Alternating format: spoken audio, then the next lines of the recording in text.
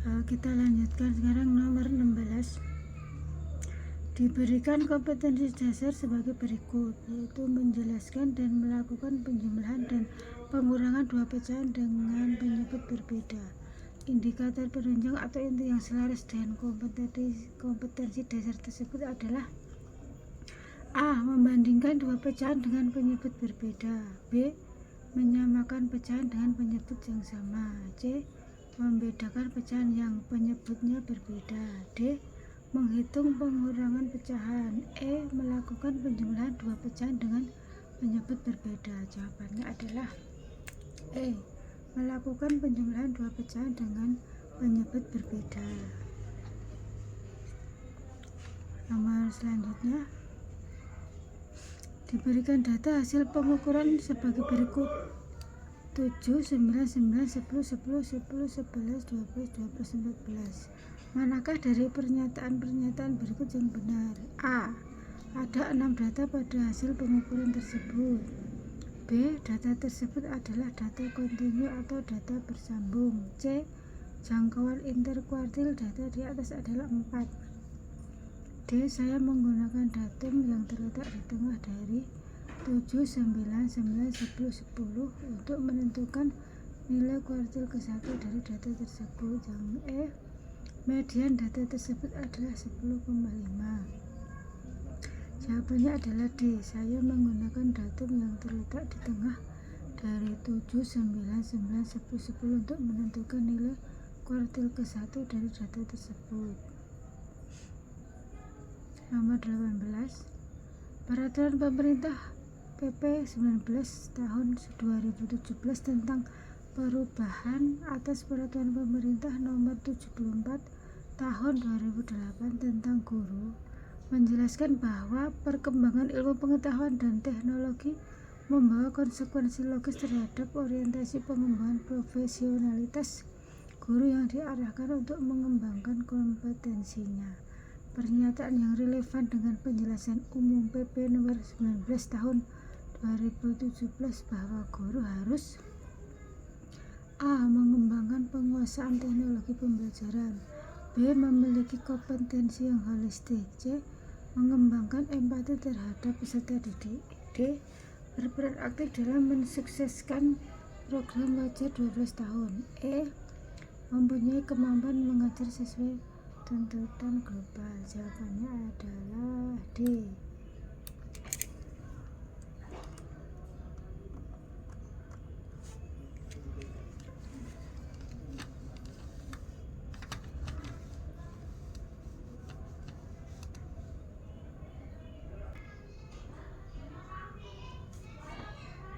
Jawabannya adalah D. Berperan aktif dalam mensukseskan program wajar 12 tahun.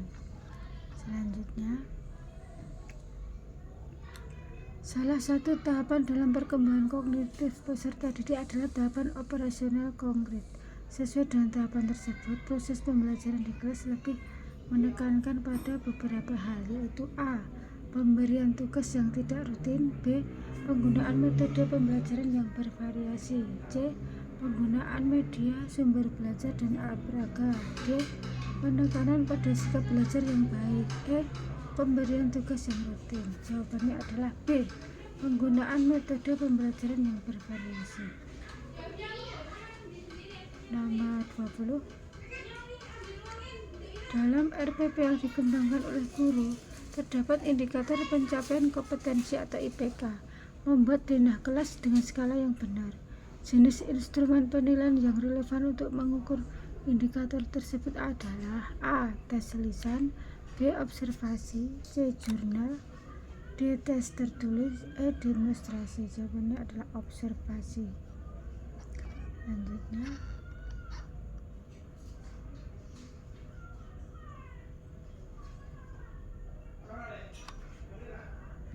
jawabannya adalah observasi. Nomor 21 ya.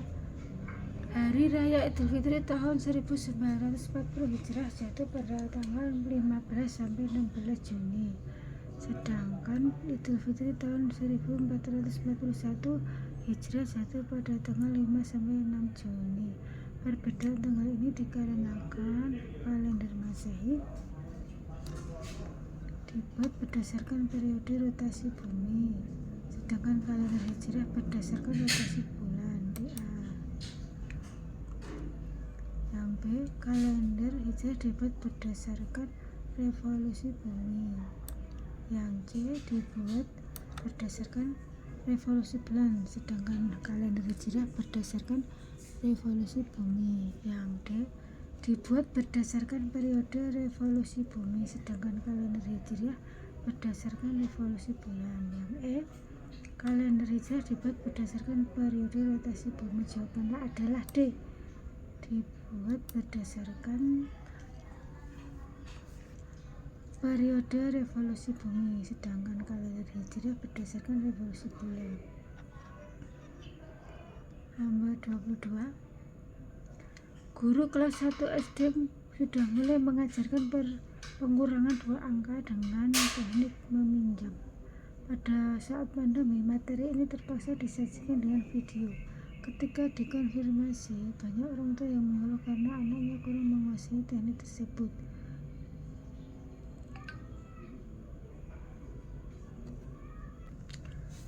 Diulangi ya. Nomor 22. Guru kelas 1 SD sudah mulai mengajarkan pengurangan 2 angka dengan teknik meminjam. Pada saat pandemi, materi ini terpaksa disajikan dengan video. Ketika dikonfirmasi teori belajar, banyak orang tua yang mengeluh karena anaknya kurang menguasai teknik tersebut. Teori belajar yang manakah yang menjelaskan fenomena tersebut? A. Teori belajar matematika dari Harel, bahwa belajar dimulai dari masalah, ways of thinking, dan diakhiri dengan ways of understanding. Yang B. Teori belajar Vygotsky yang menyatakan bahwa belajar hal yang baru harus dimulai dari yang dikenali siswa. Yang C. Teori belajar dengan mengulang-ulang oleh Thorndike. Yang D. Belajar harus sesuai dengan tahap kognitifnya, sesuai teori Piaget. Yang E. Siswa harus banyak praktis seperti disampaikan dalam teori belajar oleh Brosseau. Yang benar adalah C. Teori belajar dengan mengulang-ulang oleh Thorndike. Yang D. Belajar harus sesuai dengan tahap berpikir kognitifnya, sesuai teori Piaget. Nomor 23.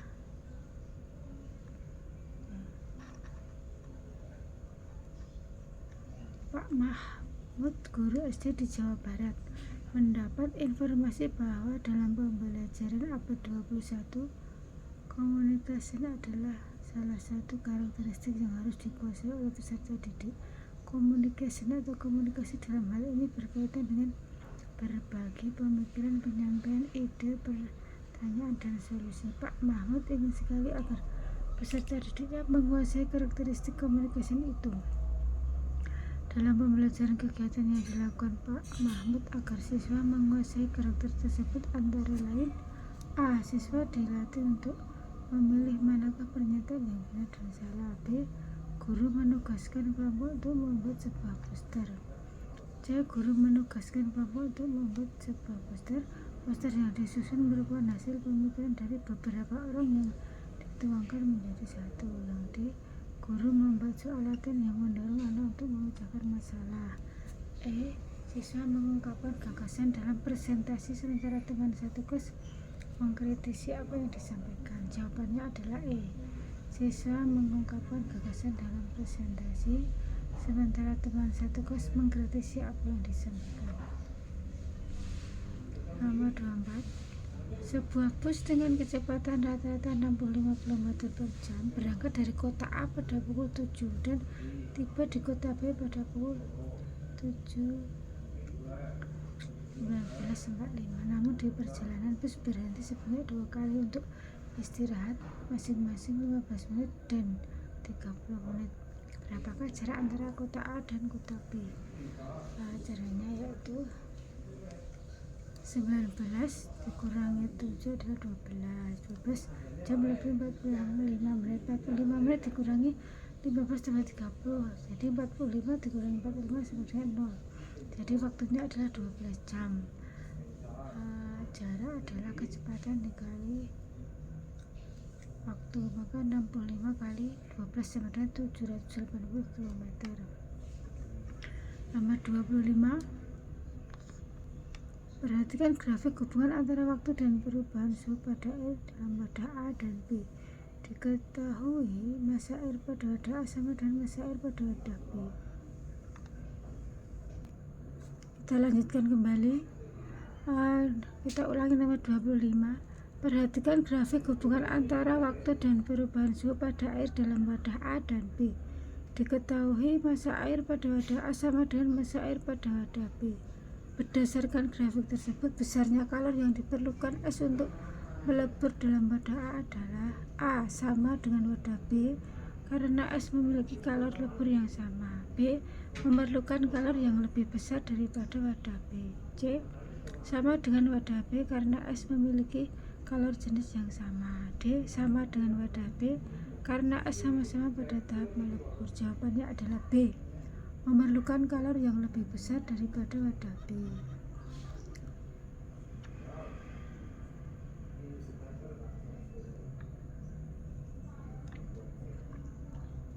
Nomor 26, diberikan kompetensi dasar sebagai berikut: menjelaskan dan melakukan penjumlahan dan pengurangan buah pecahan dengan penyebut berbeda.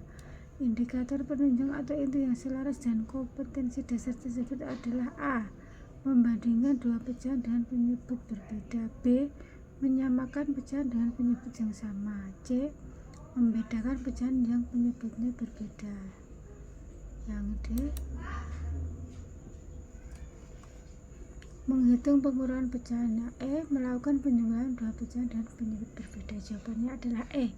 Melakukan penjumlahan dua pecahan dengan penyebut yang berbeda.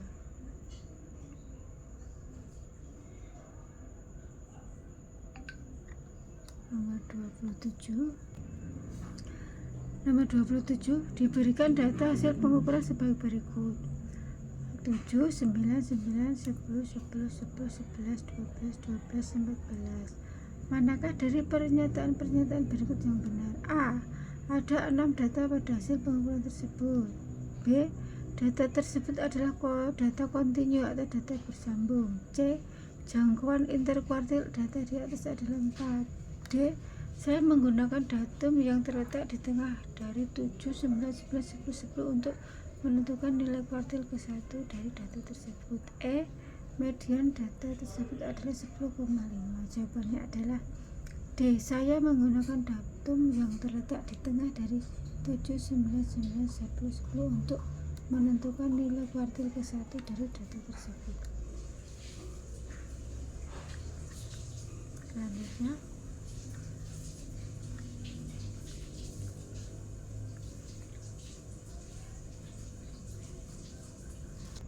ternyata nomor 18 tadi sama dengan nomor 28, yaitu ini ya. Maka jawabannya adalah memiliki kompetensi yang holistik. Nah, ini tadi 18 sama 28 ternyata sama. Jadi jawabannya adalah ini, memiliki kompetensi yang holistik. Soalnya sama. Nomor 29,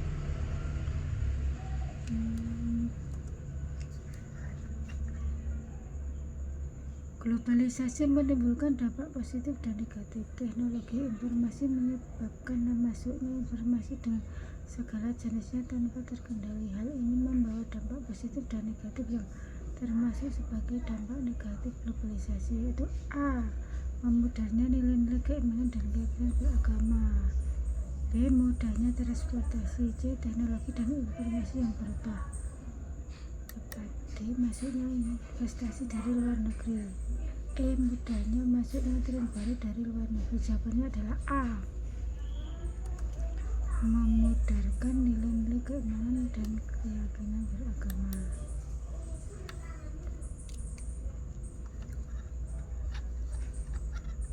Nomor 30, proses pembelajaran IPS yang dilaksanakan di sekolah atau madrasah selama ini lebih ditekankan kepada penguasaan bahan atau materi pelajaran sebanyak mungkin, sehingga suasana belajar bersifat kaku dan berpusat pada satu arah serta tidak memberikan kesempatan bagi siswa-siswa untuk belajar lebih aktif.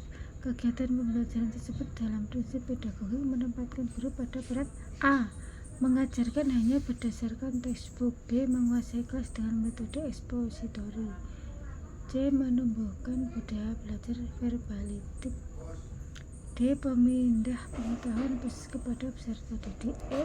Melakukan penilaian yang berorientasi kognitif. Kita lanjutkan ke jilid 3 ya.